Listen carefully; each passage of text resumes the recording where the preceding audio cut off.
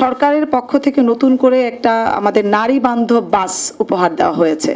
এটাকে সবাই সাধুবাদ জানাচ্ছে এবং আমি নিজেও সেটাকে অ্যাপ্রিসিয়েট করছি।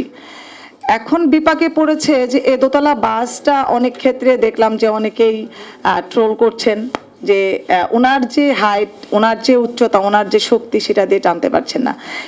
একই বিষয় যদি দেখি, অনেক কম হাইটে চীনে কিন্তু সেটি পারছেন, অনেক বড় বড় টায়ার চীনের মেয়েরা কিন্তু পারছে। তার মানে কি, আমরা আমাদের দক্ষতার জায়গাটাকে নজর দিচ্ছি না, আমরা প্রতিবন্ধকতা দেখাচ্ছি নারী হিসেবে।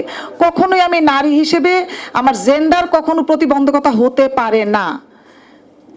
আমি যেই জায়গা যেতে চাচ্ছি, যে গোল অ্যাচিভ করতে যাচ্ছি, সেই জায়গার জন্য আমার প্রিপারেশন কতটুকু ছিল, আমি ওই জায়গার জন্য নিজেকে তৈরি করেছি কিনা, আমার যতটুকু প্রশিক্ষণ নেওয়া দরকার ছিল সেটি নিয়েছে কিনা, কিংবা যারা আমাকে সেই দায়িত্বে মনোনীত করেছে তারা আসলে সবচেয়ে যোগ্য মানুষটিকে মনোনীত করেছে কিনা, ঠিক মতো আমার মনিটরিং চলছে কিনা। এই বিষয়গুলোর সাথে খুব বেশি জরুরি হচ্ছে সহযোগিতা। আমি বরাবরই একটা কথা বলি, প্রতিযোগিতার মধ্যে সহযোগিতার উপস্থিতি একেবারেই শূন্য।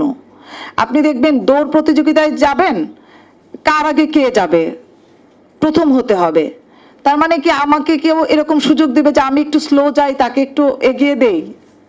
সেটি হবে না। আবার প্রতিযোগিতায় যদি কেউ সিদ্ধান্ত নেয় যে আমি কাউকে পেছনে ফেলে এগিয়ে যাব, তাহলে সে কখনো তার লক্ষ্যে পৌঁছতে পারবে না, কারণ সে বারবার যাকে পেছনে ফেলতে চাচ্ছে তার দিকে তাকাবে এবং তার সময় নষ্ট হবে, অটোমেটিক্যালি সে পেছনে পড়ে যাবে। আমি এখানে নারীদের উন্নয়নের ক্ষেত্রে, নারীদের অগ্রগতির ক্ষেত্রে দুটো বিষয়কে প্রায়োরিটি দিতে চাচ্ছি। একটি হচ্ছে আমাদের সমাজ যেন নারীদেরকে কোনো কিছুতে প্রতিযোগী মনে না করে, সহযোগিতার হাত বাড়ায়। আর আমরা যারা এগিয়ে যেতে চাই নারীরা, আমরা যেন এটা মনে না করি যে আমরা পুরুষদেরকে পেছনে ফেলে এগিয়ে যাচ্ছি। না, আমরা কাউকে পেছনে ফেলে এগিয়ে যাচ্ছি না। আমাকে আমার গন্তব্যে পৌঁছতে হবে, আমাকে এগিয়ে যেতে হবে, আমি সেই জন্য কষ্ট করছি, আমার অধিকারের কথা বলছি।